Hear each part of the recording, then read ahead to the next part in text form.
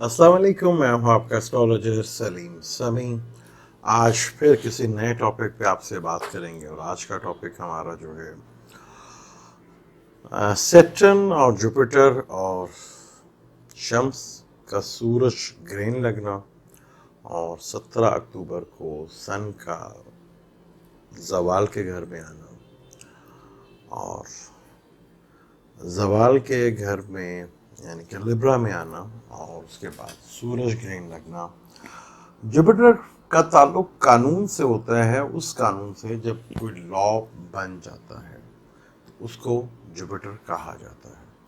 Saturn का ताल्लुक भी लॉ से है। सैटर्न जो है जो कानून हो जाए उसके ऊपर इम्प्लीमेंट करवाता है, यानी कि उसके ऊपर अमल दरामद का जो काम है वो सैटर्न का काम होता है। शम्स जो खुद एक सरकार होती है और गवर्नमेंट होती है, लेकिन शम्स का सूरज ग्रहण लगना, जैसे कुरान में पहले भी कहा गया है कि ये अल्लाह ताला की निशानियों में से एक निशानी है। अब पहले कहा था कि सितंबर और अक्टूबर में जो स्टार कंडीशन बन रही है बड़ी ही ड्रामाई स्टार कंडीशन है, बड़ा ही टाइम में फिर वही अपसेट, टेंशन, डिप्रेशंस रहेंगी। वो आपने देखा कि फिर वही माहौल पैदा, वही फिर झूठ, फरेब, धोखा, खुदगर्जी बढ़ रही है। इन्हीं अरसे में मौलाना साहब का अपना धरने का ऐलान, पहले 27 बनी इसी महीने की कोई डेट थी, अब सुना कि धरने की डेट चेंज हो गई है। 5 नवंबर को जुपिटर भी अपने घर में आ जाएगा, इधर सन जो है लिब्रा में आ जाएगा और वहाँ पहले से ही मरकरी और वीनस बैठे हुए हैं, दो अच्छे स्टार उधर बैठे हुए हैं। अब ये जो टाइम जो था, जैसे मैंने पहले कहा था कि बड़ा ही अनप्रडिक्टेबल टाइम है, फिर वही नवंबर और दिसंबर में ये चीज़ें आ जाएगा। फिर मरकरी का रेट्रोग्रेड होना दोबारा नून लीग के लिए और अपोजिशन के लिए तो काफ़ी मुश्किलात पैदा कर सकता है। क्या ये मौलाना साहब का धरना कोई फ़ायदा भी देगा इनको कि नहीं? क्योंकि आगे बहुत बड़ी चेंज नज़र आ रही है। अब ये चेंज तो होके रहनी है, ये यूनिवर्स पूरी चेंज हो गया। पाकिस्तान का ये अपनी मर्जी की सियासत करना और खुद गर्जी के लिए सियासत करना, ये कानून तब्दील होने जा रहा है। अभी कुदरत का कानून है, पाकिस्तान को बहुत अच्छा मौका मिला अपने आप को तब्दील करने का। अगर नहीं करेंगे तो फिर वक्त तब्दील करवाएगा और वक्त बहुत ही जालिम है। मौलाना साहब का ये राइट था अपने लिए, क्योंकि बहुत परेशानी उन बेचारों ने उठाई कि जब से ये वो हुकूमत आई है, पहली दफ़ा वो बेचारे दूर रहे वजारत से और अयाशियों से, तो वो तकलीफ़ काफ़ी बड़ी, 1 साल उस पर बीत गया, किसी ने साथ नहीं दिया उनका।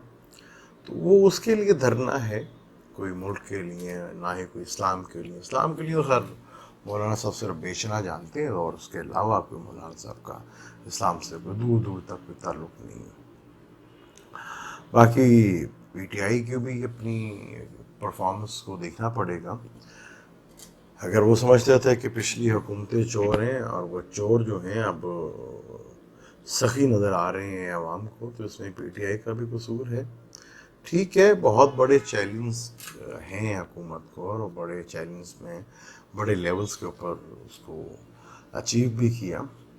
तो मौलाना फजल रहमान साहब का जो धरना और इमरान साहब के ऊपर से रिएक्शन देना कि आप, ये मेरी समझ से बाहर है कि पीटीआई ने और इमरान खान साहब ने ऐसा क्यों किया। यानी कि मौलाना साहब को इतनी अहमियत देने की ज़रूरत क्या थी? मेरे हिसाब से अगर वो ना करते तो ज़्यादा अच्छा था। मौलाना साहब को अहमियत इस धरने की वो खान साहब ने और पीटीआई ने खुद दी है। क्यों दी है मेरी समझ से बाहर है कि बालातर है। वही मैं तो स्टार कंडीशंस कहूँगा कि स्टार कंडीशन जो है काफ़ी मुश्किल थी, किसी की समझ में नहीं आ रही और अभी भी सुनने में आ रहा है कि जी हुकूमत नवंबर में जा रही है, दिसंबर में जा रही है।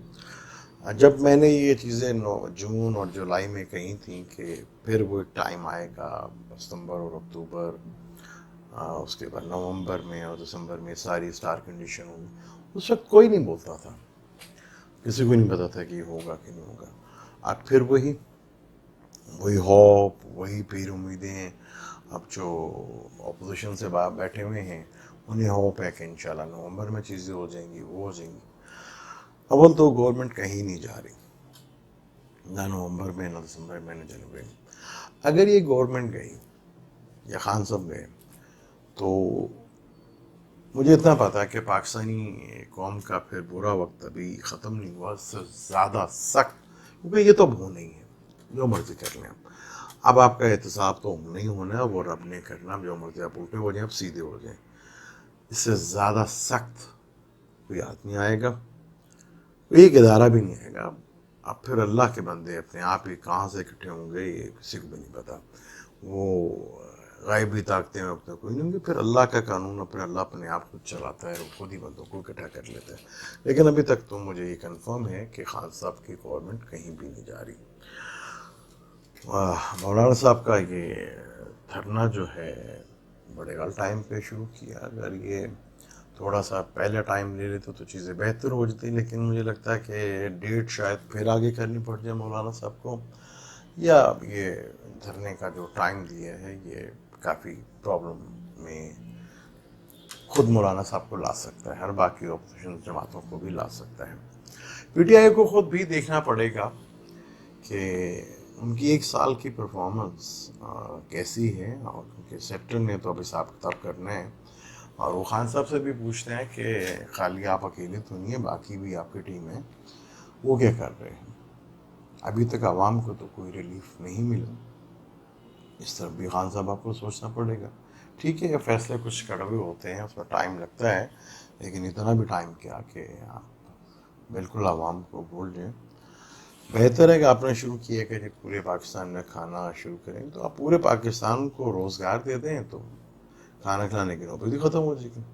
اس کی طرف فوکس کریں تو زیادہ بہتر ہے. مولانا صاحب کا دھرنا جو ہے, مولانا صاحب کو کوئی فائدہ نہیں ہوگا. اس سے فائدہ تبھی ہو سکتا تھا کہ پی ٹی آئی والے یا خان صاحب خود کو بے وقوفی کریں, اس کے بھی چانسز بہت زیادہ ہیں, کیونکہ مولانا صاحب کے دھرنے کا انہیں کوئی فائدہ نہیں ہونے جا رہا.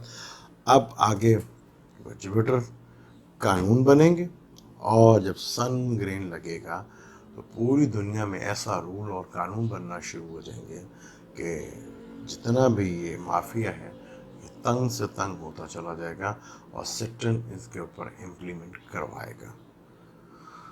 یہ تھا آج کا ٹاپک ہمارا. اس پہ پھر ڈیٹیل سے بات کریں گے. تھوڑا ہیلتھ کی وجہ سے زیادہ بات نہیں کر پا رہا, جتنی کوشش کی اتنی بات آپ سے کر لی میں نے. لیکن جانے سے پہلے چینل کو سبسکرائب ضرور کیجیے گا, بیل کے بٹن کو بھی ضرور دبائیے گا. اسی ٹاپک کو ڈیٹیل کے ساتھ آگے بھی انشاءاللہ میں لے کے چلوں گا, اور پوری تفصیل کے ساتھ اس پہ بات کروں گا کہ آگے سٹار کنڈیشن کیا کہنے جا رہی ہے, کیا ہونے جا رہی ہے. اس کے اوپر ڈیٹیل سے بات کریں گے. مجھے نہیں اجازت. اللہ حافظ.